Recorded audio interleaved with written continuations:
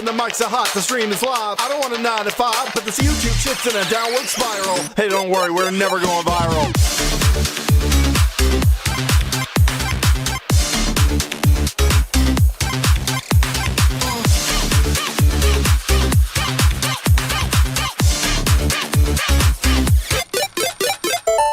Welcome back to broadwave.com//wave.radio. But today I want to talk about classic video games and what makes a game a classic in your mind, and basically like modern day classics, something that you played that you're just like, oh yeah, people are gonna remember this forever. Okay, yeah, absolutely.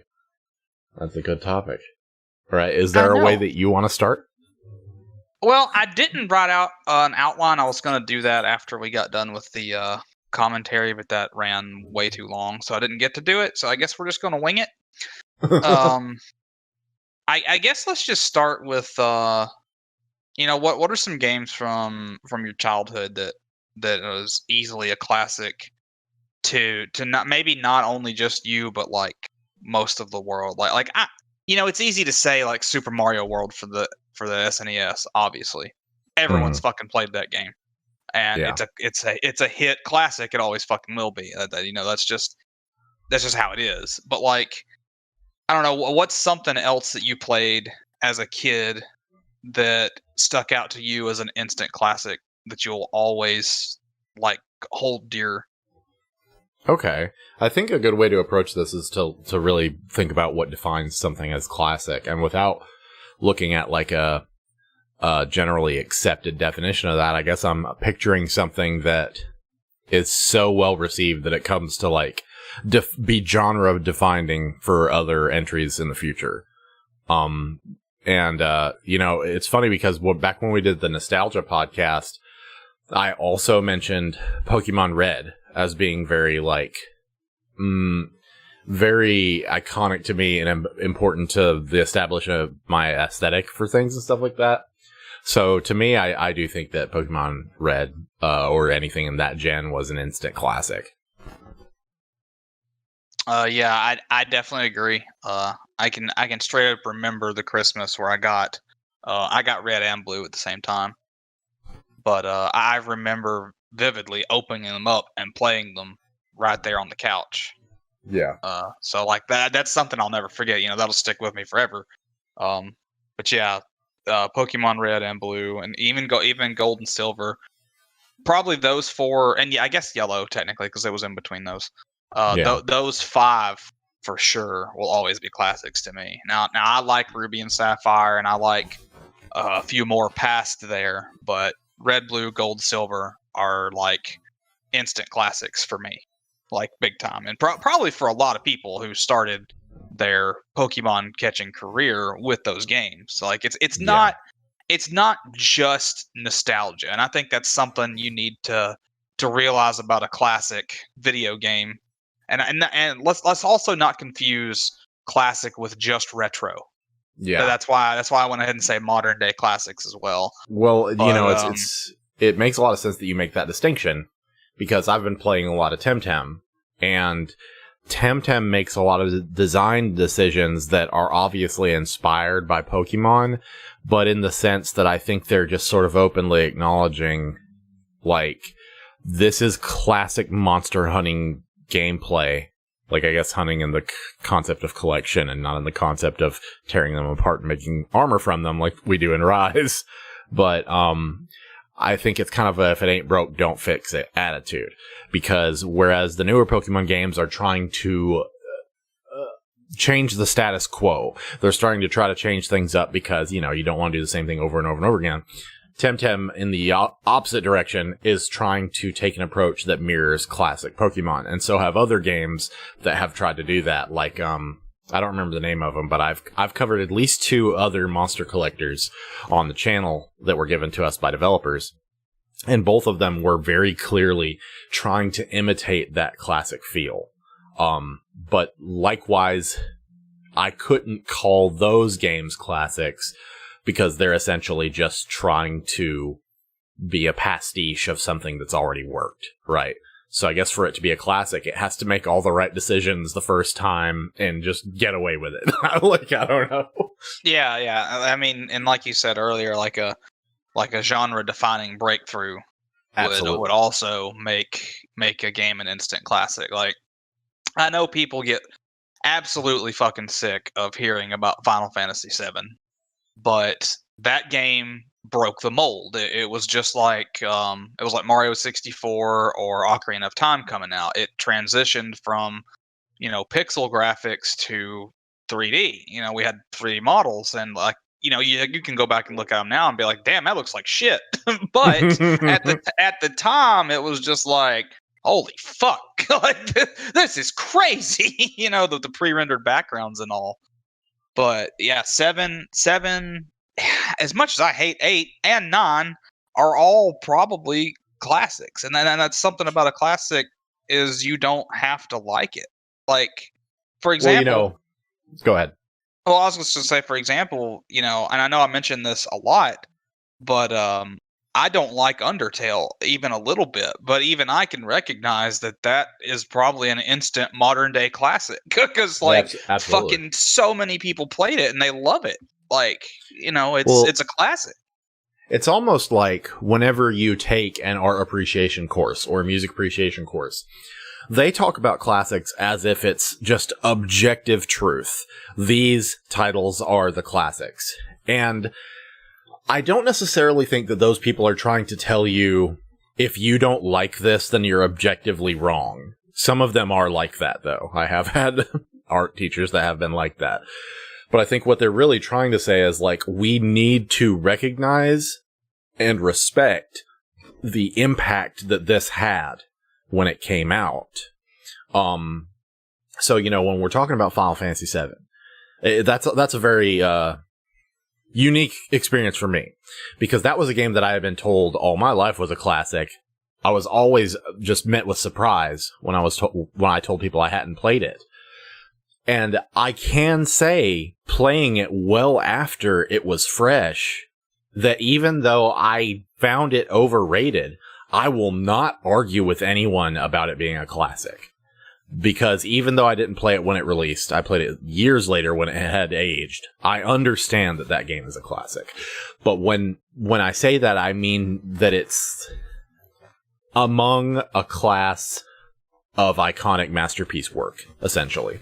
Like, so it's almost like now you dig into what is a masterpiece. Because if the goal is to make a perfect example, that's impossible. What the fuck is perfect? Yeah. So it's subjective. Exactly. I want to take a moment to address chat. We don't address chat as frequently in podcasts as we do in streams.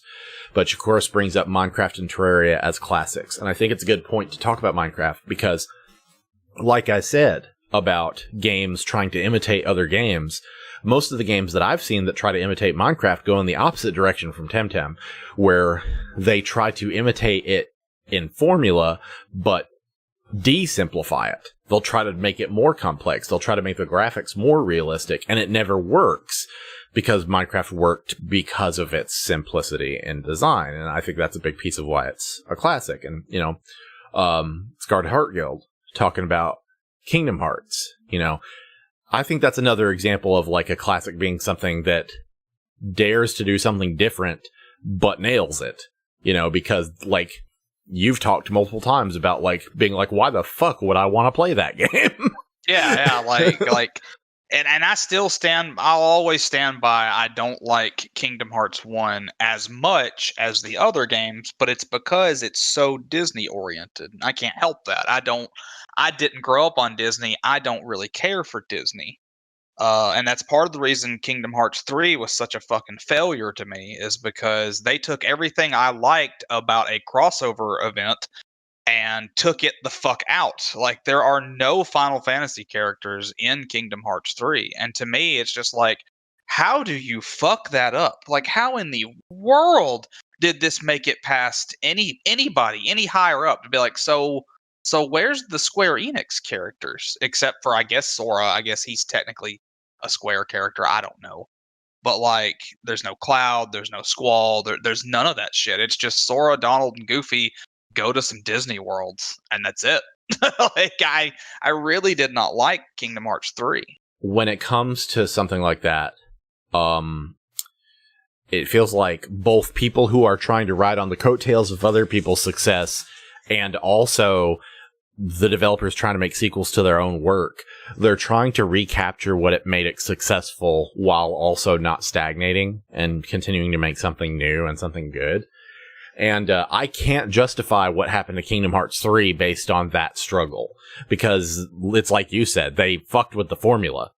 Like they big time. shouldn't They have. definitely did. Like they took and I'm not even saying mechanically, because I haven't played that game for myself, but I will say, oh, it plays fine. It plays fantastically, but everything else about it, and it look visually stunning. Like the magic in that game's crazy. Like it looks amazing.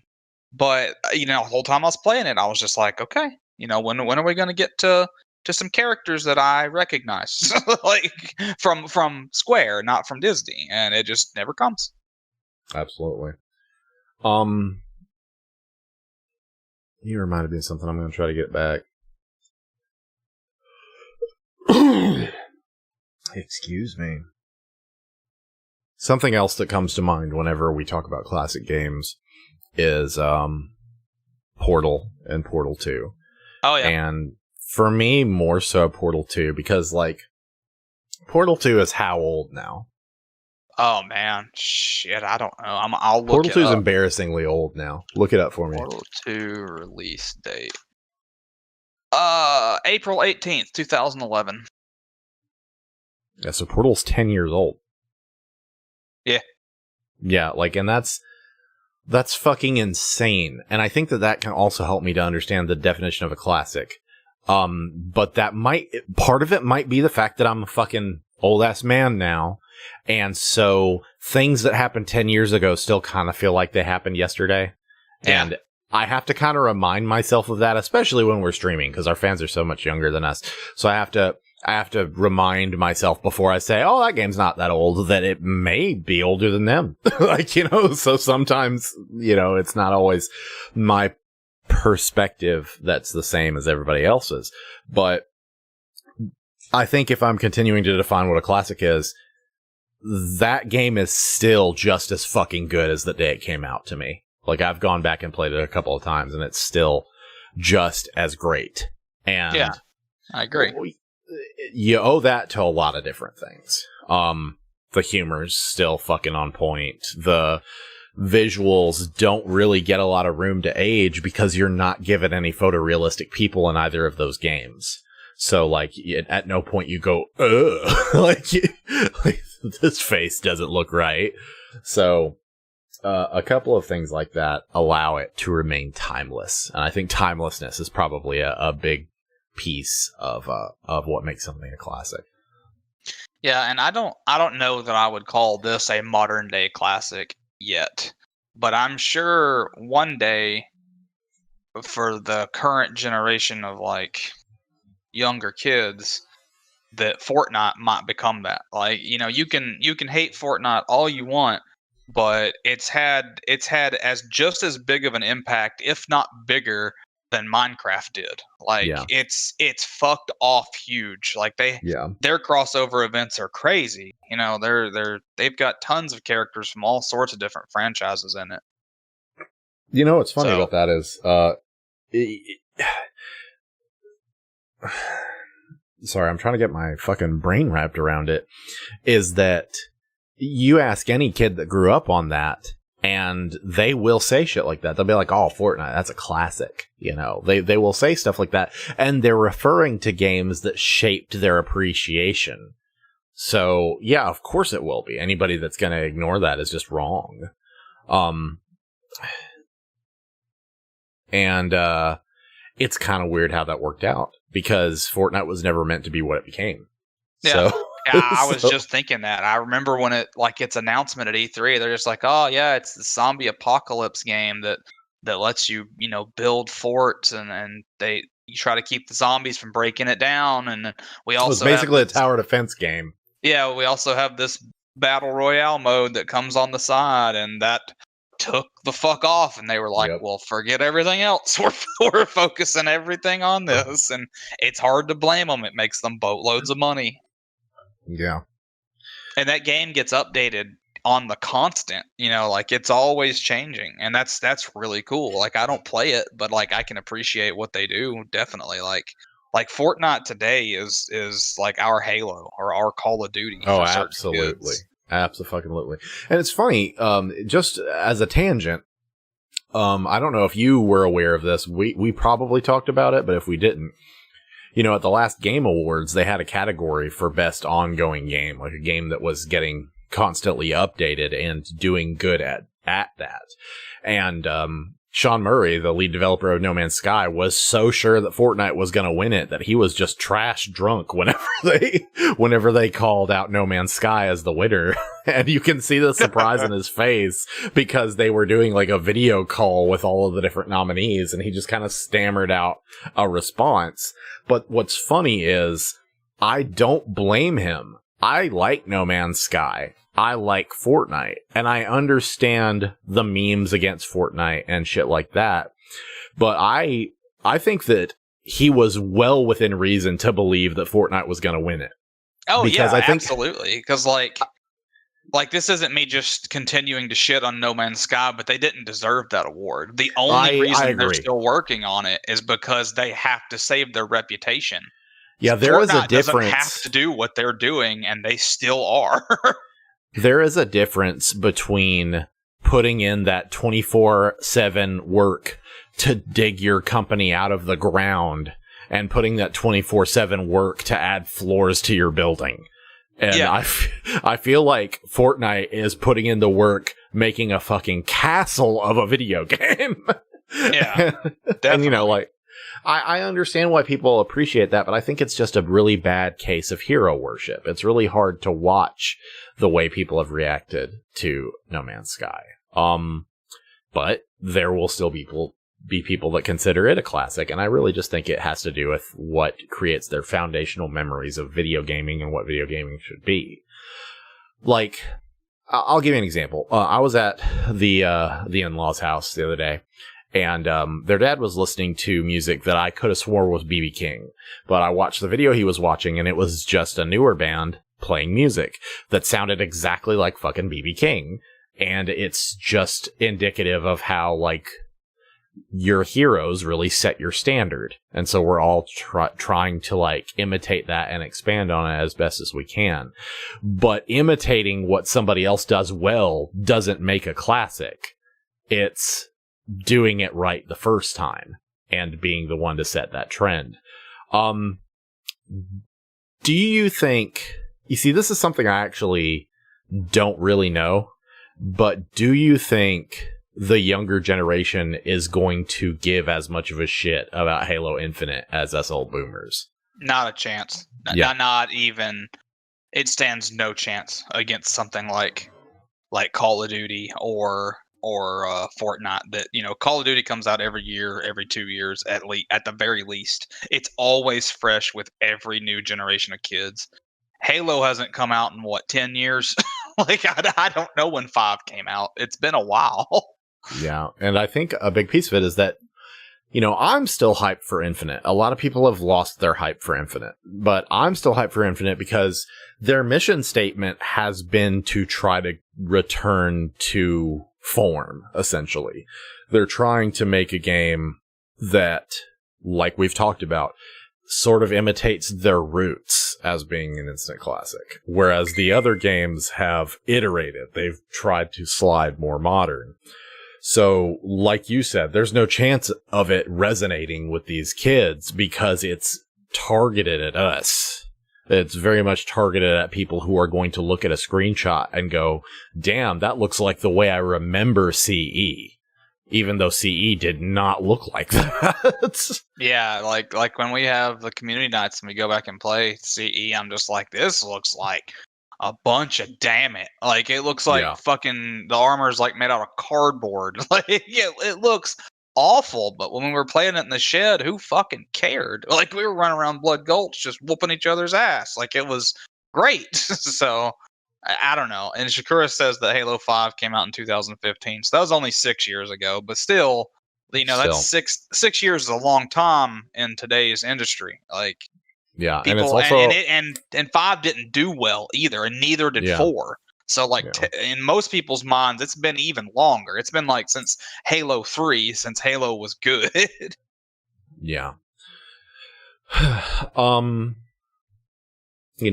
I'm looking at the arcade itself, we've got a lot of arcade games that people consider classics, and not to just dig back into the whole nostalgia conversation, but it's kind of no wonder that we have these developers reaching backwards and doing like remakes and reboots of things, because I remember when they tried to make a new arcadey Ninja Turtles style game that wasn't a remake, and it did really badly. Do you remember this?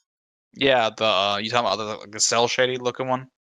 Something like, because we were fucking hyped for it. Yeah, we were gonna play it. Yeah, we were gonna play it, and then the reviews came out of it being bad, and we absolutely bailed off of it, and that sucks. It sucks because that game wasn't bad because it didn't try to just redo what succeeded. It wasn't bad because they dared to do things differently. It was bad for other mistake reasons, but shit like that discourages people from trying things new. Like, why would people keep trying to do new things when they can just slap a new coat of paint on something that somebody remembers so vividly? Yeah. I have a question real quick. Did you get the idea for this subject from the Donkey video that came out? No, actually. I got the idea from this. Hold on, I'll just post the website. Okay. In chat. Have you seen what I'm talking about, though? Oh yeah, the rappers thing. It's just pulling out. That was funny. Now I've had this tucked away for like, I don't know, when was our last podcast? Like fucking 2 months ago. It has been a while. Yeah, I actually started second guessing myself and going, did we record one that I didn't upload? And the only one that we recorded and I didn't upload was that one that broke. So, all right, I'm posting this website in chat. It's called V's Recommended Games, and V as in 4chan's V. Right. And it breaks it down by basically every console that's ever come out. It goes all the way back to the 3DO. And one day I sat down and I went through all of the consoles that I really like, and I made a big Excel document with different tabs at the bottom of all of the quote unquote recommended classics that I want to go through and play. And when I got to thinking about that, I was just like, that'd make a good podcast topic. I want to know what classics Jesse considers, what games he considers classics that he played, and maybe what classics he hasn't played but he's always wanted to. Well, thinking about it like that, there are a handful of games that I did go back and play, even though they were already old, because I had heard they were classics. And for the most part, that's paid off. I mean, that's the only reason I played Earthbound. I was just going to say that's exactly why I made my list, is because I went back and I was playing Chrono Trigger on Steam, and I was just like, man, there's a lot. And I've mentioned this a couple times here and there, but I've been making my way through all of the Final Fantasy series, and I've beat, and by recently I mean in the last, I'm gonna say year and a half, I've beat Final Fantasy 5, 7, 8, 9. So I've beat 4 Final Fantasy games in the last, year, 2 years, and those are all dated. They're pretty fucking old. So I know those are all classics to me too. Like, basically every Final Fantasy game has its merit except for 2. Don't ever play 2 if you're listening to this, unless you're trying to do this stupid ass bucket list like I am. Fuck that game. But Chrono Trigger made me think about it, and so I started making my list by. I've only got 4 consoles in here. I've got SNES, PS1, PS2, and Dreamcast, and I don't know why I skipped 64. I guess I'll make that after this podcast or sometime tomorrow. I don't know. While you're looking at that, I'm going to answer a question from chat, and then maybe you can answer the other one. Matt Fred asks, do you think that whether a game is single player or multiplayer influences people's perspective, whether it's a classic? Influences, I'm not sure. I do feel like both things can be classic, because I think you can see in both genres that developers are still chasing those traits of a classic.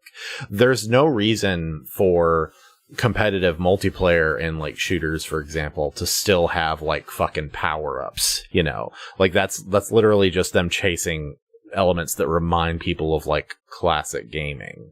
Whenever I saw you type multiplayer in your question about classics, I immediately thought of fucking Unreal Tournament, and I've never even played that game. Oh man, I have.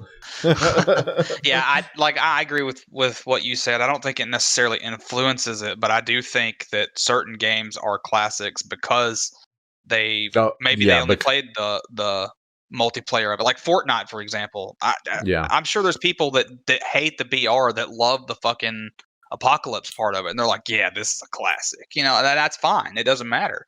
Well, you know, another example of that, GoldenEye 64. Does anybody really vividly and fondly remember GoldenEye 64 single player?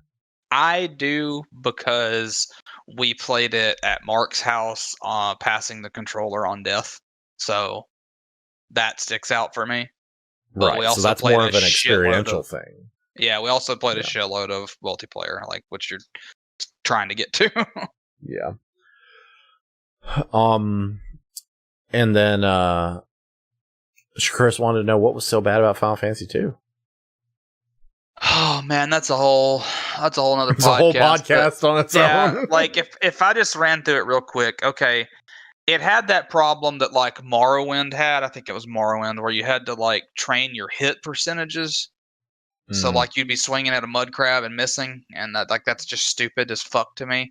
And so in Final Fantasy 2, you had to train up your weapon stats. So like if you wanted to use swords on this guy, you had to always use swords. And then if you got a badass axe later and you wanted him to use it, well, guess what? You're fucked. He's going to miss with it all the time. And magic worked the same way. The only way to level up your magic was to hit more with it or to heal more with it. And that is it was a fucking nightmare of a system, and I hated that game. But I beat it. I beat that game. Fuck that game. Well, that's another way that you could possibly kind of like maybe even objectively assess whether or not it's a classic, is kind of compare people's like feelings about it in terms of like, you know, being genre defining or not. Because I don't think I ever hear anybody say Final Fantasy 2 was their favorite, you know? So yeah, it's weird. You never hear about 1 through 3.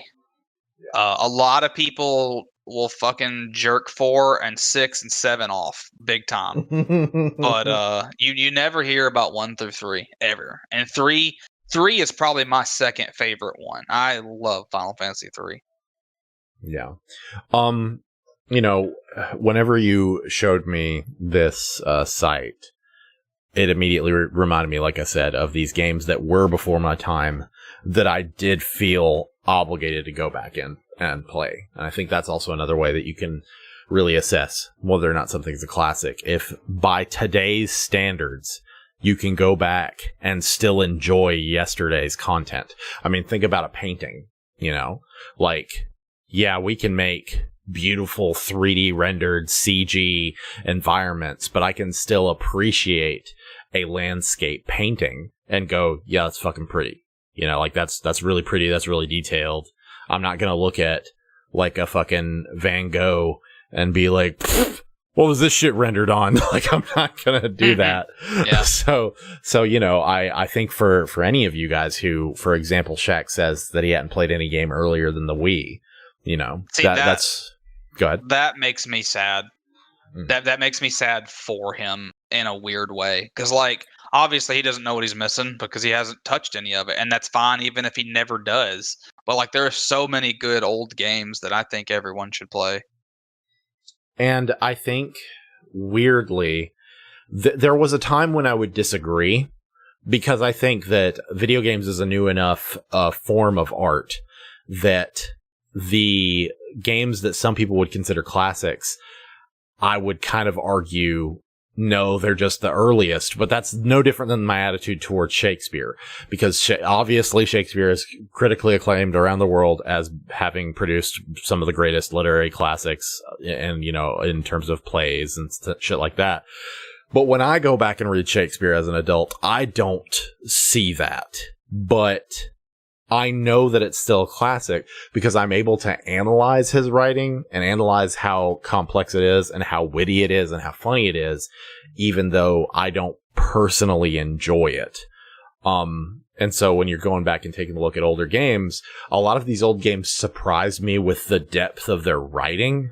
But then many of them don't. Like Final Fantasy VII, people are like, oh my god, it's so sad, it's so tremendous of a story, it's the greatest story I've ever played. And then you go back and play Final Fantasy VII, and I'm just like, did they even pay their translators? I don't know what's going on. Like, yeah, now that game has. I'm not about to sit here and say that Final Fantasy VII is the greatest story I've ever played, because it's not. It is confusing as fuck if you do not pay attention, and that's. At the end of the day, that's okay for me, because I understand Final Fantasy VII. I know everything that happens in it. I'm fine. I get it. But I also see the problems with the story. It is not the best story ever told by even. It's not even close. But I love that game. You know, like, it's hard to explain exactly what makes specific games a classic. But with 7, like I said earlier, you know, it was the first breakthrough into looking not like pixel art. It was different. It had pre-rendered cutscenes. It had pre-rendered backgrounds. And I don't know. It's hard to explain. I want to take a quick moment to acknowledge 𝐿𝐿𝐿1. I think the last time I was here, you were playing Starbound. Jesus. Hey, stick around. Go back to the YouTube. Check out the Discord. We've been making pretty frequent content ever since those days, but we're not still playing Starbound. Yeah. Shaq says, Fallout New Vegas is good, but I wouldn't say it's the best written game. One of the early lines in the game is, no one's dick is that long. Not even Long Dick Johnson. And he had a long dick, hence the name. I don't know. I think that's brilliant. Yeah. Well, you know, talking about games, stories holding up. Earlier than Final Fantasy VII, you've got Earthbound, which I was talking about earlier. And I just think that's an example of a game whose story was translated and localized better. But it's also a very fucking simple story, and the demographic is different. Like, it's very much sort of a children's story, whereas, you know, Final Fantasy VII is very much trying to take itself seriously as sort of adult storytelling. But, like, likewise, thinking about stuff that you can go back and take a look at, to see if it really holds up. Okay. There's a game that I bought. I bought it on PlayStation 2 because I knew that it was a classic and I was going to try to play it on PlayStation 2, but it wouldn't continue to play. And I gave up on it because it was just fucked up disc. But I have had multiple opportunities to play this game because they re-released it out the ass, but I still just haven't done it, and that's Beyond Good and Evil. Oh, yeah. I've never played it. Beyond Good and Evil, there for a while, was pretty well recognized as like a masterpiece of gaming. And I couldn't fucking tell you why. Like, because it doesn't look that great to me. But I always wanted to know why it was so well known. I do vaguely remember like X-Play reviews of it and stuff like that. And it's so sad because they've been teasing that sequel to that game for a long ass fucking time, and it's probably never going to come out. And it's taken so long that it's like, why do you even bother making a sequel to that game now when the people who appreciated the first one are so out of the loop on it now? Like, it's kind of like these sequels we get to classic film. You know, you make a sequel to Ghostbusters. Who's that really for? Is it for everybody? Or is it for aging Ghostbusters fans? You know, exactly. How do you do that right? Yeah. Well, let's break off for a minute and talk about like I've already mentioned Undertale as a modern day classic, even though I don't like it. What's another game, a more recent game that you would consider a modern day classic? That it was just for you, it was just an instant. I love this. I will play. I haven't beaten it yet, but it's Control. It's absolutely Control, and in terms of the gameplay, it's mediocre. To be completely honest, the gameplay reminds me a little bit of Half-Life 2 because you are able to use telekinesis to pick up objects and throw them, and that's the part that reminds me of Half-Life 2 because of the gravity gun, and it to me it feels as fun, even though it's a third-person game, so it's not the exact same situation. But the way Control's ludonarrative is, so ludonarrative is whenever the story meshes or doesn't mesh with the gameplay. And the whole premise of Control is that you're in this like winding secret government agency that was built inside what is essentially a haunted house. And it contains a bunch of like super powerful paranormal objects and creatures and stuff like that.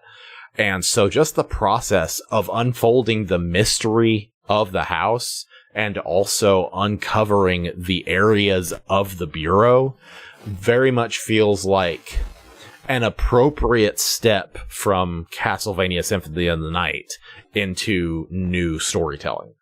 Because, you play Castlevania Symphony of the Night, you truly feel like you are in an enormous fucking castle, and you are slowly working your way through it, and it's appropriately difficult, and the difficulty scales appropriately. And then a game like Dark Souls manages to capture that feeling in 3D. So Castlevania, 3D Castlevania games didn't ever figure it out. But like Dark Souls is essentially 3D Castlevania, and then Control is an appropriate application of that formula to a non-Souls-like game. Because I remember comparing it to Souls games, and I felt like people weren't really understanding what I was saying, but it's more of the explorational element of it. It really feeling like it captures that scale of exploration within a confined space. So yeah, it's resonating with me extremely well. Yeah, okay, I can see that. Same question for you. Oh, go ahead. Well, I'll answer that as well. But Shakuris says, is Bloodborne or one of the Dark Souls game a modern day classic? I don't know if I could pick out one of the Dark Souls games to be a modern day classic, but Bloodborne absolutely is. 100%. If I could only play one game for the rest of my life, it would be that game. I love Bloodborne. It is arguably my favorite game of all time. It absolutely is a classic, but the one that I would answer your question with, or the same question back to you with, is NieR Automata.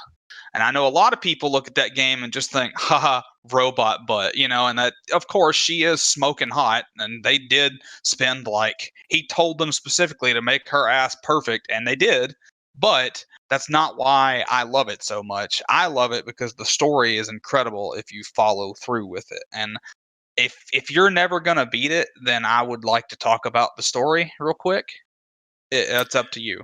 Well, I am okay with that because I'll tell you, I did enjoy streaming it, but it was getting very, very difficult. And if I do commit to beating it on stream, then it's going to basically swallow up everything else I want to stream for the rest of the year because it was taking a long time. So, yeah, spoilers for NieR Automata. Yeah, spoilers for NieR Automata. I'm sure he'll edit this to have at least a little bit of a pause so you can leave.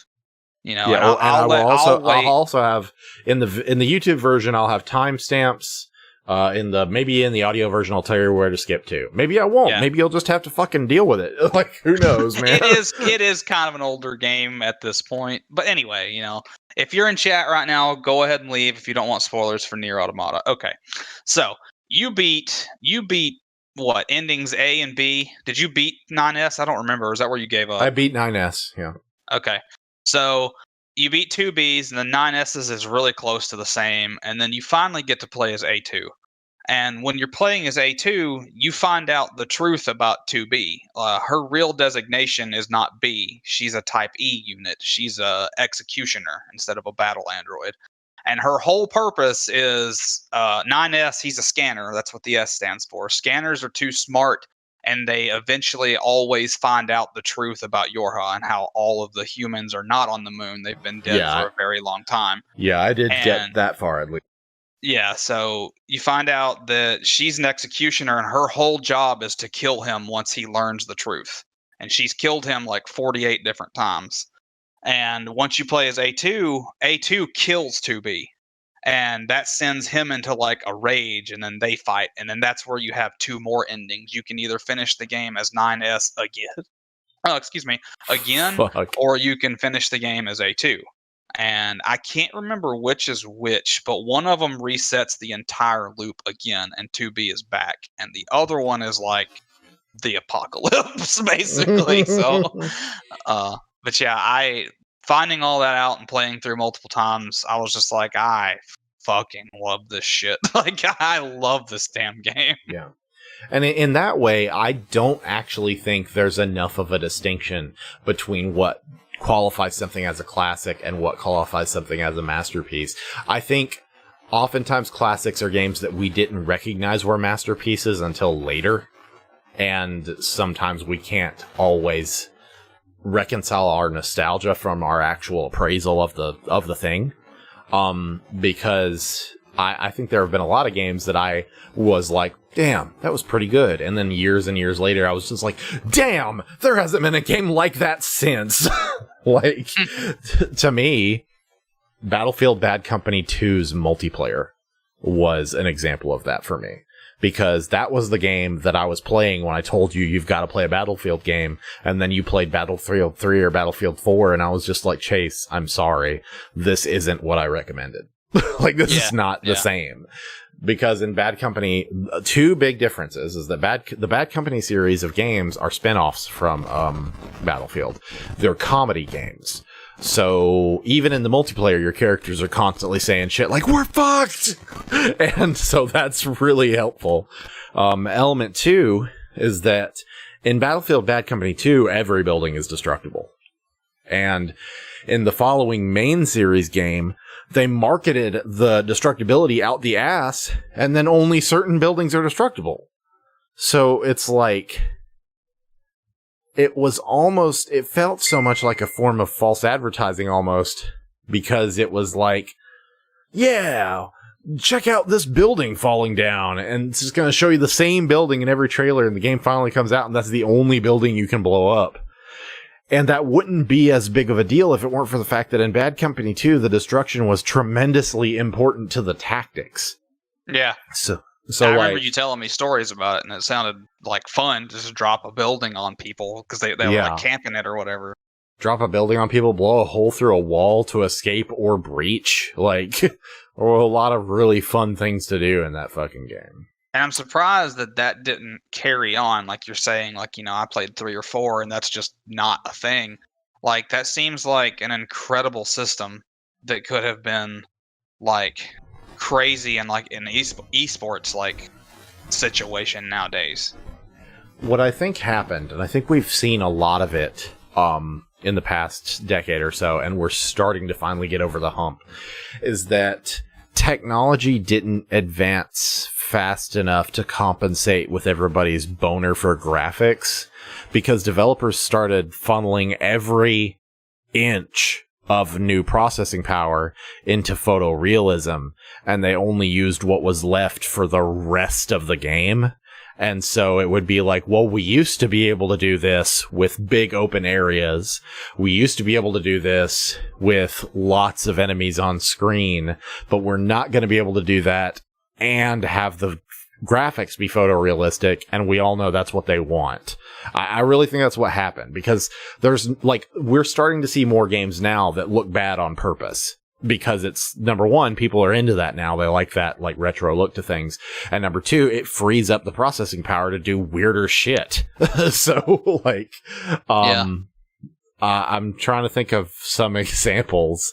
Shaq says Half-Life Alyx is what the advertising sold the Wii as. Yeah. Actually, it really is. Shit, really like Red Steel or whatever that damn game was called. Yup. Another example of that, because we're starting to get like really incredible processing power again, like an actual graphical leap, an actual processing leap.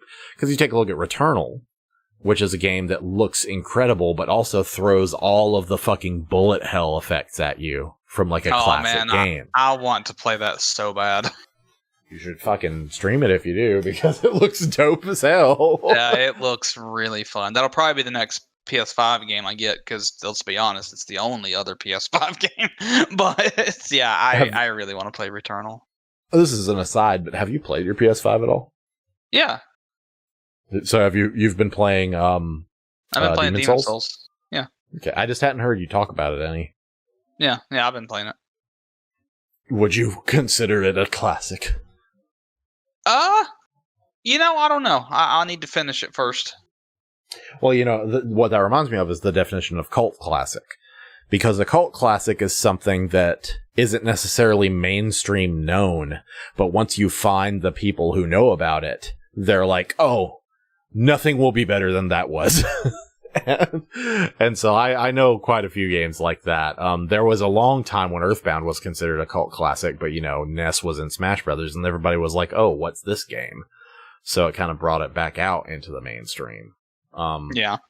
I'm actually just trying to think of either other classic games that I can think of that fit that description, or classics that I never played. I've got one that's in a weird situation for me anyway. We talked about earlier is you don't really fuck with the formula, and that usually causes it either to fail or become a classic.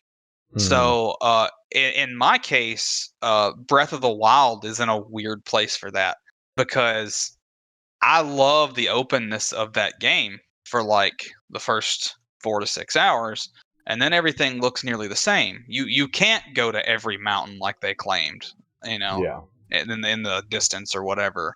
The dungeons in that game are absolutely pathetic, and they did away with the extra 3 or 4 more large dungeons that should have been in a typical Zelda game, and turned them, split them into those like 100 shrines that were stupid to me. But I also recognize that Breath of the Wild is probably going to be a classic for a shitload of people, because it was so different. It's the first like major open world Zelda game. So like that was cool, but it also fucked up so many things for me that I'm just like, I liked this, but I will never play it again. Well, it's also what you said about it being a unique case is absolutely right, because it dared to break from the formula, and as a consequence, it wasn't a classic to you because it veered too far from the classics you grew up with. But I guarantee that game was an instant classic to the people who were just getting started on video games, because they didn't have their standards set by the old ones. And I don't want to say objectively, but I will say that there are a number of more developed concepts in the older games that these new players would enjoy if they played them, that they'll probably just skip because they were impressed by what was impressing about Breath of the Wild. And so now their nostalgia, their whole like image of what video games should be, starts with Breath of the Wild. And so they may not give those other games a chance because they're not as open. But if they do, they'll do what you're saying. They'll be like, well, why didn't it have this? If they could do this on an N64, like, why didn't it have this? Yeah, like, I don't know. I've been over it a lot of times in different streams and podcasts and stuff, but like, I just don't know what they were thinking with Breath of the Wild. Like, clearly they were just like, okay, the old fans have enough games. Let's make this for like a newer generation, because until the like Master Quest or whatever the hell it's called, Master Challenge, I don't remember. Until Master that Quest came out, right. Like the game's fucking baby mode easy. Like I went through every single, what are they called, Divine Beasts, whatever, without dying. Like nothing in that game killed me. Like it was. Now I understand that like the Lionels and shit like that are hard, but you have to go seek them out and find them. Like the actual story to that game is like pathetically easy. And I know Zelda's not known for being hard, but like it shouldn't be so easy that I don't even die once, to me. Yeah. Well, I think that, kind of branching off of what I said about what technology has done to new games, I think games are taking longer and longer to develop because, like I said, our standards have been set by what developers could accomplish with shitty graphics. And then for a while, they were trying to accomplish the same degree of fidelity, but with higher graphics. So they were trying to be able to give you a game that was 60 hours minimum long with a huge world with photorealistic graphics. And then that takes fucking 10 years before you even get a sorry, we have to delay it, you know? Yeah. So like I think that I truly think that more than likely Nintendo was just like, we've delayed it once. We're going to wrap this up. Like we've got to go ahead and take what we've got and turn it into something passable because, I mean, let's be honest, people are going to be really impressed with this. Yeah, I really hope that Breath of the Wild 2 gets it right, knocks it out of the park. I hope they just iterate on the same engine. Don't update anything. Just give me a more fleshed out game. Like, give me the exact same mechanics, but give me a more fleshed out game, and I will be very happy. If Breath of the Wild had been as long as Wind Waker, I think I would have been happy. But once I got through there's only the 4 dungeons, and then they're just like, okay, you can go to the end of the game now. I was just like, what? Like, what do you mean it's over? Like, I could beat all these divine beasts in like 2 hours if I really wanted to. I don't know about this. Well, you know, something else too is that, like, once I finally got to the castle, I was like, this part is so good. The whole game should have felt like this. Yeah, getting into his castle was really cool. I did like that because it's fucking littered with shit that'll just murder you. That part was really fun. Yeah. Yeah, man, I understand. It's the same conversation that we're already having. Sorry, I forgot we're on a podcast. So Mayo said, not starting anything about Breath of the Wild, but there were hundreds of side quests, and there was the DLC that included the final machine. I think there's a lot of reasons to disagree with what you're saying, because we're not saying that there wasn't enough content, but we are saying that when you grow up on the content of the older games, which is more fleshed out content, you can't hand me 1,000 tissues and tell me it's a book. You know, what side quests? What side quests are you even talking about? And specifically, like, can you name one that sticks out to you that isn't like, hey, go save this person, I'll give you some ore or some rupees? Like you know, in Ocarina of Time and other Zelda games, a side quest that you didn't have to do would reward you with like the big Goron sword or like, you know, something weird and crazy like that you didn't have to get, but it's really helpful. Like, I understand that there's tons of side quests, but they're all just there for fluff.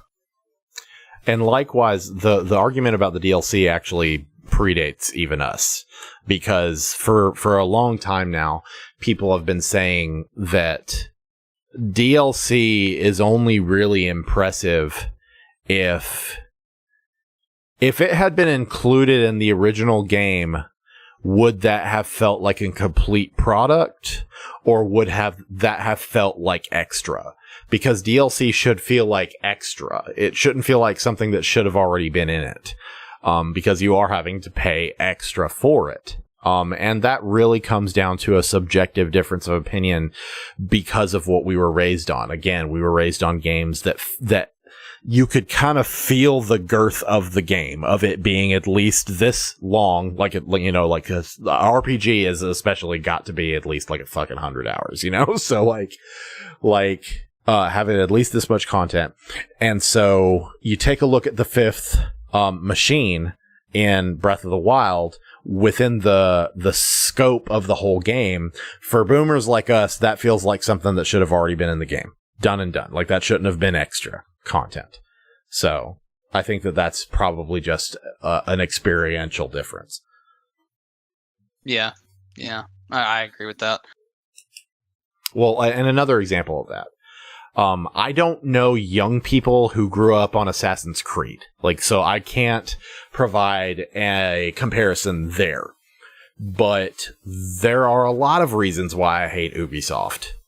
More than just the way they treated Assassin's Creed. But Assassin's Creed 2's DLC is always going to be the example I go back to, because that game was written and finished, and then chunks of it were cut out and sold as DLC. So you were given a game that was missing pieces of the build-up of the story, and told, no, it's supposed to be like that. Just going off what Mayo just said, you know, he says he's only played Breath of the Wild and no other Legend of Zelda game, and that makes him sad. Well, what's even sadder about that is the next one that's going to release is widely considered the worst one. Now, I've never played Skyward Sword, so I'm looking forward to it. But all these fans that come off of Breath of the Wild, and then their next one they're going to get is, you know, widely the worst one. They're going to play that and be like, what is this shit?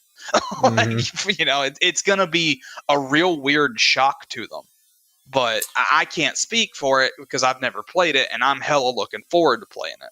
Well, I also wonder if the reception will be improved by the fact that the motion controls are now entirely optional. I sure hope so, because every time I mention that I'm gonna buy Skyward Sword on Switch, somebody's always like, ugh, and I'm just like, well, I never got to fucking play it. Like, I didn't have the Wii Motion Plus thing, because it was basically only for that fucking game, and like maybe a few others after it. I just never bought it. Yeah. Let's take a step away from Zelda for a minute. Let's try to think of games that are well known as classics that actually aren't a part of larger franchises. Because then we can take a look at games that they went, okay, we did it right the first time. We're not going to try to iterate. We're not going to fuck up the formula. That is done. Okay. Can you think of any? So are we talking completely one and done, self-contained, or are we talking like it has a couple of sequels? Like that is tricky because the one that I have in mind is technically considered part of a loose trilogy. Okay, what do you have in mind? Shadow of the Colossus. Okay, yeah, because I would absolutely say it's a classic. It is not a sequel, but it is considered to be a spiritual sequel to 𝐿𝐼𝐒𝐄.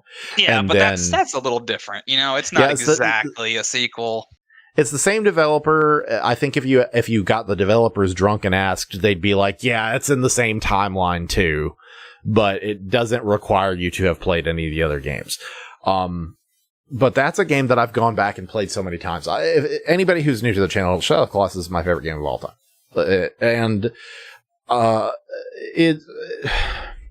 it broke me. It's just broke. I can't speak. I think it's because Shadow of the Colossus takes all my favorite things about what make video games artistic, and it went, let's just go balls deep. Like, it went, okay, so you like being in a big world that makes you feel really small? You like fighting giant monsters? You like being sad? And it just went balls deep on all that shit. And I adore it. And that's also a game, I know there was an HD remaster. You don't need it. The game still looks good because it was developed at the tail end of the PlayStation 2's life cycle. So It was designed to look stylistic, even using that hardware. So that I've seen several people actually say that the remake kind of fucked up some parts because it's not as atmospheric anymore. Like parts that had like the draw distance fog where it was just like, no, they should have kept that here. It was important. Yeah. You know, like, I can get that. My answer to that, I've kind of already said, but my one and done is for sure Bloodborne, because he said multiple times, I'm not going to revisit that world. I wish he would, and he may change his mind someday. But yeah, Bloodborne's definitely my one and done. If we could have a two and done, because I don't really, I like to forget the sequel exists. Is hold on, I can't even think of the name of it all of a sudden. It's on my wish list. Let me scroll down here. Prototype. Prototype was awesome. Yeah. Do you feel like the Legacy of Kain series are classics? Oh my god, yes. I haven't played I haven't played the very first Legacy of Kain game because it's almost like a Diablo type game. I've just never had a way to play it. I've always wanted to because I want to finish that entire series too. It's another one on my bucket list. I've only beat Blood Omen 2, which is a fantastic game. Pretty dated now, so if any Zoomers in chat want to go play it, you're gonna be like, this looks like crap, but it's still, I love it. I had Soul Reaver 1 and Soul Reaver 2, never finished them, and then I had Defiance, which was basically the series ender that wrapped up everything. And that game was hard as balls, and I never finished it either. I want to get it on Steam if I don't already own it. Let me see if I own it. I do not. Wait a minute. Somebody owns it. I own it. Never mind. I do own it. So I have Defiance and Blood Omen 2 on Steam, finally. I think I bought them kind of recently, actually. But yeah, I would love to finish that series. I think that's a classic series for sure. Specifically for me, the Blood Omen side and Defiance, because I like Raziel. I like the Soul Reaver games, but I like Kain a whole lot more. Yeah. Another one, it's not a I guess it is kind of a one and done, but it's in a larger series, but then you've already mentioned it, is Symphony of the Night. I think everybody should be required to play Symphony of the Night. That game is awesome. I'm going to be honest, right off the top of my head, if I am trying to think of the best example of a classic based on the definitions what we've established tonight, like a game that everybody should play even though it's old, it's that one. Because its graphics hold up. Its gameplay like holds graphics. up. Yes, I think the timelessness of it probably really matters here. Because I remember watching in some documentary how it talked about why practical effects in movies are better, because with CG, what looks realistic now is not going to look realistic tomorrow, because as you get used to CG, you know what you're looking for. So, like, the lack of correct shadows, or the lack of correct reflections. So, over time, it looks faker and faker and faker. But with practical effects, it's always going to look real because it was fucking real. Like, it was made with, like fucking foam and plaster and rubber to be a realistic puppet or whatever it is. And so that's why so many people got so angry about the digital effects added to Star Wars, because it doesn't make it look more realistic. It actually does the opposite, And I think that's part of why well done pixel graphic games are going to remain timeless, because it's not trying to look photorealistic. It's trying to look artistic. Like, I adore pixel graphics, and I'm so glad there's been such a resurgence of it, because there have been a lot of really good examples of it. But there's been so much of a resurgence of it that amateur-ass game developers can make a pixel graphics game and be like, well, it's supposed to be retro, but you can tell it looks like ass. Yeah, I was about to ask if you didn't cover it yourself. At what point does it become like the zombie genre? Like, there's just too many of them, Too many is not a problem for me. Execution matters. You've got to be able to do something new with it. Like kind of like what I've been talking about with the technology. If you're going to make a pixel graphic game in 2021, you better pull that dick out. Like, you better really show me what we can do with pixel graphics today.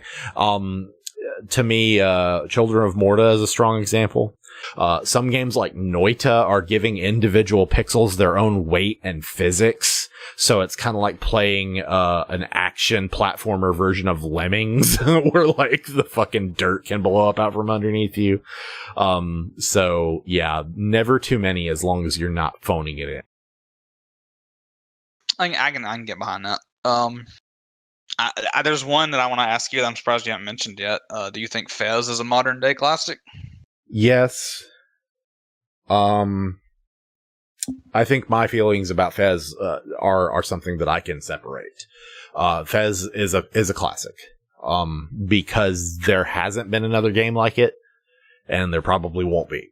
Yeah, it is special. I haven't played it, but I've watched. Well, I've played it a little bit, but I've never played. I've never beat it the way you have. But I've watched you play it a lot, and it is a different game. Like I've never seen anything quite like it. Yeah. Yeah, it's pretty beautiful in that there are very few games that I think the thing that it does that's so special is that because the dimensions of Fez's world are impossible, like it's not a 2D game, it's not a 3D game. It's a tessellation. Like even its map kind of teases this notion that the spatial dimensions of the game are something that you can't fathom truly, because the 3D environment rotates but becomes 2D when it's stationary and causes the geometry of the world to change every time you change the camera. It's something that you can't easily map. And as a consequence of that, at no point did I feel like looking up the answers to puzzles would really help me. You know what I mean? Yeah. Because I was like, this is so fucking confusing. I think it would be easier to just figure it out myself than it would be to look up an explanation. and if I watch a video of somebody doing it, then I'm just going to feel stupid. I'm just going to feel like, damn it, you could have done that. So as a consequence of that, it was one of the first times in a long time that I felt truly in awe of the world, because I was like, there are puzzles here. Like I don't know how that sounds so dumb, but walking into a room and going, there's a puzzle here. and really having to leave and come back and leave and come back, knowing I may never solve this puzzle. There are going to be whole chunks of this world that I will never see because I'm just not fucking smart enough. Well, damn. And I think that's part of why. And that game has multiple endings too that you can't see unless you get those secrets. So getting the secrets made me feel that much better. And honest to God, I still don't think I've ever looked up the true ending to that game, because I felt like I didn't deserve it. And I might just cheat now. Like I know I felt reverent of that game back then, but it's been quite a long time. So I almost want to go through different genres, but that would have required me to have more prep time before we started. I'm just gonna try to rattle off a few more that I think I think every RPG fan should probably play Grandia 2. Grandia 2's battle system is amazing, and I love it. It'll always be a classic for me. It's probably my second favorite game of all time. Maybe third. I don't know. I'd have to really sit down and figure that out. But I think a lot of people should play Grandia 2. Ogre Battle 64. What's another 64 game? Actually, now that I think about it, because we talked about GoldenEye. We didn't even. I kind of mentioned Mario 64, but not really. I think I can safely say, because I've played all the sequels and they were good for different reasons, but they never did quite approach what made me love the series. I think I can safely say Star Fox 64 is a classic. Okay, yeah. And that's another example of one that is not my thing, but definitely a classic for sure. Yeah. Well, I think I really enjoyed Star Fox Assault, and I really enjoyed the Wii U Star Fox, Star Fox Zero, for different reasons. And I think that it could be argued that each of those is a classic in its own right, that also kind of betrays what made the previous one a classic in a weird way. Cause none of them are truly sequels. Like Star Fox Assault is a canonical sequel to Star Fox 64, but it is a little different in ways that don't always work. But I did really enjoy it. I thoroughly enjoyed it. And then Star Fox Zero really nostalgia baits you in a lot of good ways, but then doesn't fully deliver in other ways. Cappy asks, there's a Grandia 2 HD remaster. I don't know if that one's better than the original or not, though. Yeah. If that's the only one you get your hands on, play it. That's the one I've played the most recently. Like I didn't actually beat the original. I got really, really fucking far in it. Like we're talking the last few bosses, and I just couldn't beat it. But I have beat the HD remaster, and it's just as good. Yeah, just play it. Here's an interesting example of some arguable classics. Some games that in the years that have passed have gotten sequels that are so much better looking and that have such more fleshed out controls that you would probably have a hard time convincing a new gamer to go back and play the old ones. Yeah, and that is a problem. I was gonna say that is a problem, and I get it. Like Shakura's saying he hasn't played anything before the Wii because he doesn't really have a way to. There's always emulation if that's, you know, a thing you're willing to do. I know some people are like, oh no, it's illegal, whatever, blah blah blah. But controls of old games are shit. Like that's a fact. Like a lot of games that are classics have terrible fucking controls. And you can't really fix that, even though the game is still fantastic. Sometimes you've got to deal with shitty ass controls. Like, yeah, you're just gonna have to. The game I have in mind describing that, a game that you and I would probably both agree is a classic, but we would probably never be able to get anybody to go back and play it, is Grand Theft Auto San Andreas. Oh, absolutely, yeah, 100%. Because Grand Theft Auto San Andreas, objectively by today's standards, has bad graphics, bad controls, and, honest to God, a mediocre story. But it's a classic. Like, it defies every single definition we've tried to establish tonight. Yeah. Like, I guess it may not be a classic by those definitions, because I can agree that was a masterpiece at the time. But is it one today, outside of our own nostalgia for it? I don't know if it is. Like, take this for example. There are HD remakes of San Andreas. Well, not exactly. Okay, so there's not HD remakes of San Andreas at all. There are ports. San Andreas was ported to PC, later ported to iPhone and Android, and then later the iPhone and Android versions were ported back to PC, and they used those versions to replace the existing PC versions. So at one point it was running fine on PC, and they replaced it with what is essentially an Android port of a PS2 game. So the version of San Andreas that you can buy now, you are emulating the PS2 version on an Android emulator on your computer. Like, that's essentially how it is. I don't know why they did that. And they also removed a lot of the music from it. So, like, if you're going for a nostalgic experience and that, there's no better way to do it than to just play it on your fucking PlayStation 2. I also feel like Vice City is more of a classic to me. Because Vice City's story is better than San Andreas' story. Oh, 100%, yeah. Yeah. Like, don't get me wrong. I love CJ's story, but I can't empathize with him as a character because his story begins with him regretfully returning to his hometown to bury his mother and to take revenge on the people who killed her. But by the end of it, his character development is just him turning into like a big time gangster when his initial motivations were so much better.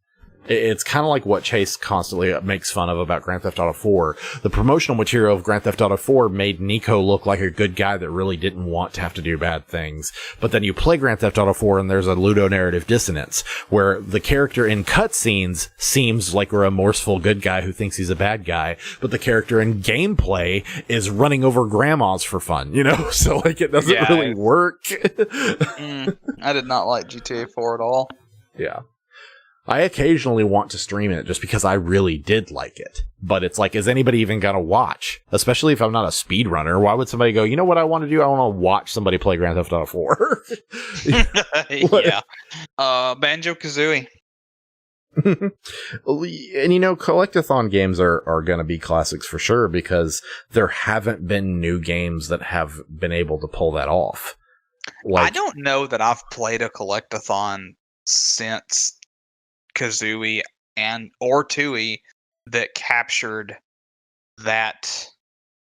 I don't know, that captured the essence of that collectathon fun. Well, you know what we need to do. Sense? Yes, it does. We need to do joint commentary on either or Yooka-Laylee and Hat in Time, because I really liked Hat in Time, but it's still fucking buggy. It was honestly kind of half baked, to be honest. But Hat in Time was really fucking fun. And then, as far as I understand, I've played more Yooka-Laylee than you, and I played your copy. You have. I backed that game, and I've never played it. My name is in the credits, and I have never played it. Yeah, so I think that would probably be the only way we could ever do that, as if we were criticizing it as we went along. Let's just cover real quick some consoles we might not have talked about. So we've been over Super Nintendo games, sorta. Kinda. We mentioned Earthbound, Chrono Trigger, shit like that. Because that's the thing, is the only other quote unquote classics I can think of are Super Mario World, and what do I have to say? Because Nintendo realized that gameplay is classic, and what did they do? They continued to put out platformers that were 2D platformers in tandem with their 3D platformers, because they know a 3D platformer is never going to capture that, and that was the right move. But it's hard for me to talk about games like Super Mario World, Super Mario 3, because we've had newer games do a pretty decent job of repeating that. Yeah, I get that. I'm going to run through my list real quick and just mention a couple from each console. Dino Crisis 1 and 2, I think. Are you see, great. I've never played those, but I have heard you talk about them quite a bit. Yeah, they're great classics. Digimon World 1 and 2. 1 is hard, so fucking hard. I almost wouldn't recommend anyone play it. That's on my list because I didn't finish it as a kid, and I want to. But that game's hard as fuck. PS2 games. I have recently played through Dark Cloud, and it was awesome. It was in the recommended website, so I'm gonna remove that from my list now. I haven't played Drakengard, any of those games, because those are in the NieR universe, and I would like to play some of those, but I have not.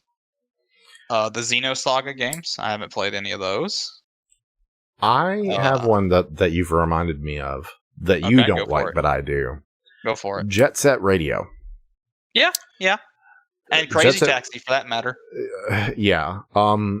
So Jet Set Radio, it's interesting because that's one of those games that clearly resonated with people, because it got one sequel on a different console because it was a Dreamcast game, and of course we all saw what happened with that. And if you didn't see what happened with that because you're a baby, Sega used to make consoles and now they don't.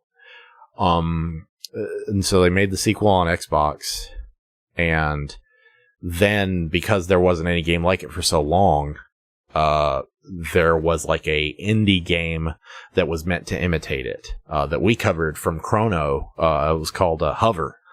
And what's really fascinating about Hover to me is they got the original composer from Jet Set Radio 1 and 2 to do the music. And it's a fascinating case study because that game fucking sucks. And it really answers the question, is Jet Set Radio only good because of the music? And the answer is no, because the game is very simple and very fun, and it perfectly meshes with the music. Whereas Hover felt way too floaty and it didn't feel as fun. Jet Set Radio felt like a game where you were almost like a Tony Hawk Pro Skater adventure. I don't really know what to say, but it was really cool, really good graphics, really great atmosphere, obviously banging music, and we are finally getting yet another spiritual successor with the composer that actually looks like Jet Set Radio for once. So we'll see how that goes. I was about to say, I bet their whole mindset was, oh man, we got the composer, we're set, we're good. Yeah. And then it wound up being shit. Yeah, the new one coming out is called Bomb Rush Cyberfunk, which I love. I used to be really mad about how many, just straight ripoffs were hitting the games scene. But now that I realize that it's people who have just, people who used to work for, who used to work for Sega or Capcom or Konami that are just like, so when are we going to make another one of this game that I like making so much?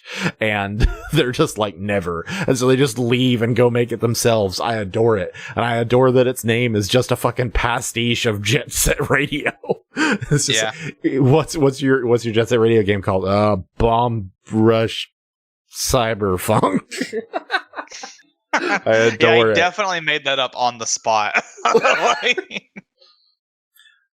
Team Reptile. Mayo says Team Reptile is perfect for city funk and thematics. What's funny is I actually don't know about Team Reptile outside of this game coming out. So I'll take your Lethal League and Blaze. Oh, that makes perfect sense, actually. The graphic style of those are very Jet Set similar. So like we could sit here and name games, but I mean that would basically just devolve into the nostalgia episode nearly. So yeah, but I think we've done a pretty good job of delineating, because I think a lot of what we've done is try to define it. And again, I stand by a classic is a game that, or even in film or any other art form, it's a genre definer or a masterpiece, even if it didn't expose itself as a masterpiece until years later. Still hung up on San Andreas, though, because I still think San Andreas is a classic, but that's just my nostalgia talking. I can tell. I can tell that one is. Yeah. Well, okay, hold on. Here's something we didn't cover real fast. We didn't really cover a classic PC game, like PC only. You're not so, wrong. like, what's a classic PC game that you played that you've loved and you think is a masterpiece and that is maybe even widely known as a masterpiece? Because for Jedi Academy. See, I knew that would be your answer. I was basically fishing for it. But for me, the only thing that comes to mind immediately are RTS games, because they were pretty much bound to PC for a really long time. So shit like Command and Conquer, the StarCraft games, and like the Warcraft games before WoW are all big time classics to a shit ton of people. And I played the hell out of them. Yeah. I mean, that makes plenty of sense. I mean, you know, any game that is begging for an HD remake because it doesn't make sense to make a sequel or to iterate on it. Like, people just want to see it again, and they want it to look the way that they remember it looking. And so, yeah, that makes sense for those games to be considered classics. Whereas I think I consider the Jedi Knight games to be classics, because those are games that objectively don't work. Like, if you look at them from a critical perspective, those games are a consequence of the games industry growing and developers trying to find out what control scheme worked for a Jedi game. I think Adam Sessler put it best when he said, Jedis don't strafe. And in Jedi Knight and Jedi Academy, it's a third-person shooter / first-person shooter where you can also use a lightsaber. So you're controlling it like a shooter. But I objectively disagree with him, because even though it looks like it shouldn't work, and by all rights it shouldn't work, I have never felt more like a Jedi than I did playing that game. And it's not because it's the right control scheme for it. It's because it's a control scheme I knew, and as a consequence of that, I was able to translate the skills that I had already built playing shooters into becoming a Jedi. So, like, I didn't have to, like, awkwardly fumble with these controls that are designed to make me feel like a Jedi when I could just feel like Duke Nukem with a lightsaber. You know? Like, why not? Duke Nukem's a classic, too. Duke Nukem Forever. Not that one. I know I'm gonna think of like 50 as soon as we end this. I'm gonna think of a shitload of games. Chase is just gonna go live and just like recite them all. Yeah. All right. Let's just rapid fire some. You got any you can think of? Here we go. Metal Gear Solid. Metal Gear Solid's a hood classic. Yeah. Now you just respond to me with one, and I'll hit you with another one. All right. Metal Gear Solid 3. Oh, that's horse shit. That's cheating. You just went straight into the same series. Are you fucking kidding me? Okay. I actively skipped 2, though. But same series. All right, Beautiful Joe. Beautiful Joe 2. Damn it! I knew you were gonna do that. The Punisher game on PS2. That game was awesome. That's very valid, yeah. Spider-Man 2 on PS2, GameCube, whatever you played it on. Oh Still yeah, consider I actually that never to be a did get to play classic. that. But man, I've heard a lot of people talk good on it. Spider-Man 2 is, in my opinion, the canonical prequel to Marvel Spider-Man. It's the Marvel Spider-Man game is mechanically the same as Spider-Man 2 because it's got the realistic swinging physics, it's got the open world, and all the other Spider-Man games in between decided they were going to fuck with the formula, and they had fake-ass swinging mechanics and shitty bullshit shit, and one good. Oh, you see, now you fucked me over because I wasn't gonna regret not being able to think of anything until now. Power Stone. Power Rangers on Genesis. Ooh. Ooh.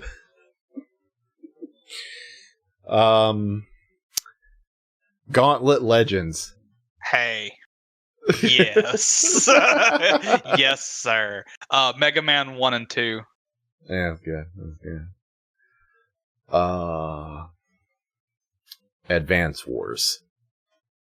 Okay, not for me, but I get it.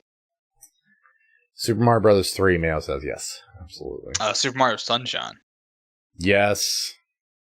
Super Mario Sunshine for sure. I got one that's just gonna be you and me, baby. Nobody else feels this way. Okay, hold on. I want to see if I can get it in my head before you say it. Okay.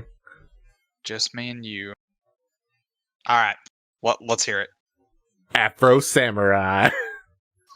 Okay, that's not what I was thinking, but yeah, absolutely. Y'all are gonna mention Mega Man and not mention Mega Man X. Jason and I weren't really into Mega Man X, to be completely honest. Yeah, I've played it. It's actually on my little list here. I know you haven't been here for the whole podcast, so you probably know what I'm talking about.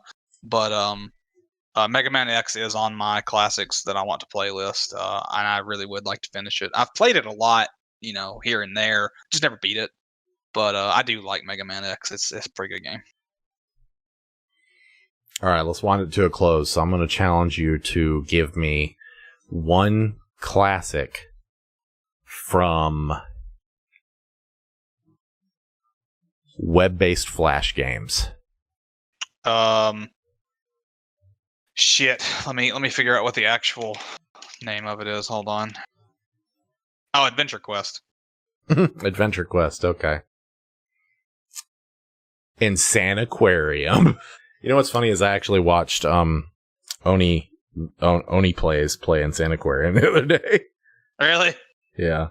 Insane Aquarium, the devs of Insane Aquarium went on to make actual games. They were called PopCap games. Shaq brings up Henry Stickmin, which I never played growing up, but apparently people did because that was a big thing. Oh, Henry Stickmin. Yeah. Yeah. I didn't know what the hell that was until they started talking about it, and then they got the map in Among Us or whatever. I'd never heard of that in my life. I guess it was just after my time of fucking around with Flash stuff. I think it must have been just barely after our time. Yeah, just barely. Yeah, we must have just barely missed it. But yeah, I'd never heard of it, and it was cool that collection came out for those people. But it wasn't nostalgic or anything to me, so I just sort of dismissed it and was like, okay, that's cool, whatever. All right. Well, let's wind this old fucker to a close. Fucking wind your dick up and throw it over the bridge. Am I trying to catch fish? Yeah. But no, yeah, let's go ahead and wind this down for reals. I guess we're going to try to get back to a monthly thing. Who the fuck knows, man? We record this in, I don't know. When was the last one? February? It's been a minute, yeah. Or some shit. And this is just a note for you. I've started on next month's calendar in the sheet. It's just on its own tab. So if you want to go ahead and pick out a date to try to do next it. month gonna be weird. Okay, well maybe we should sit down and talk about it together. Yeah, I'm gonna be unavailable for 3 weeks in a row at some point. So that it'll be weird to schedule one. But anyway, what I was trying to get my point I was trying to get to is I'm gonna try to start getting these lined up monthly again. I've got a spreadsheet with several topics and people I want for guests, and we're just gonna start knocking them out again. Hopefully, now life gets in the way, shit happens. It is what it is, but we're going to try to get back to the monthly thing. Quick, big shout out to our new biggest fan, which is Drew. You know who you are. I'm almost certain you're listening to this. And, buddy, I'll see you at the golf course Wednesday. All right. You all who are watching us live, take care. All of you have listened to this on YouTube or on Spotify or on any of the other platforms that our podcast is on. We appreciate you. If you want to consider supporting us, you can do so financially on Patreon or Twitch, and with your precious free time by watching us live on Twitch or by sharing our videos. We appreciate the fuck out of you. We'll see you next month, I hope.